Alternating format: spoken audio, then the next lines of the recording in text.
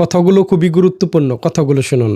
ভাই মারা গেল আমেরিকাতে, একটা ভাই দীর্ঘদিন বাইরে আছে, আমি দীর্ঘদিন অসুস্থ অবস্থা। ছাত্র জনতাকে অভিনন্দন জানাই, যারা বুকের তাজা রক্ত দিয়ে বাংলাদেশের দ্বিতীয়বার স্বাধীনতা এনেছে, প্রকৃত স্বাধীনতা এনেছে এবং একটি বিজয় দিবস, নতুন বিজয় দিবস আমাদের উপর। স্কুল কলেজের মাসুম বাচ্চারা নিজেদের জীবন দিয়ে রক্ত ঝরিয়ে আমাদের কাছকে মুক্ত করেছে, গোটা জাতিকে মুক্ত করেছে, যাদের শহীদী আত্মত্যাগের মধ্যে দিয়ে আজকে গোটা জাতি মুক্তি লাভ করেছে এক ভয়ঙ্কর ফ্যাসিবাদ থেকে। নতুন নতুন আইন হচ্ছে, এই আইনে এখন কথাও বলা যাবে না। যাবজ্জীবন কারাদণ্ড, 1 কোটি টাকা জরিমানা। একমাত্র রাজাকাররা, পাকিস্তানপন্থীরা স্বাধীনতা যুদ্ধকে স্বীকার করে নাই। তারা এখন বলতে চায় ওই স্বাধীনতা না, দ্বিতীয় স্বাধীনতা রয়েছে।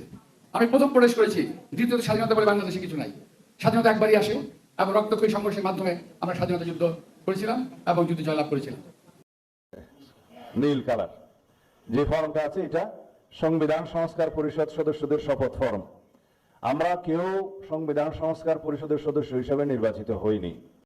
গণভোট বলে কিছু নাই, গণভোট বলে কোনো আলোচনার বিষয় নেই। এটা ওখানেও কোনো এজেন্ডাই ছিল না, এখন গণভোটের কোনো এজেন্ডা নেই। এরপরে কোনোভাবে ঐক্যমত হওয়ার কিছু নাই। যেটা ঐক্যমত হওয়ার অতটুকু হয়েছে, চ্যাপ্টার ওখানে ক্লোজ হয়েছে।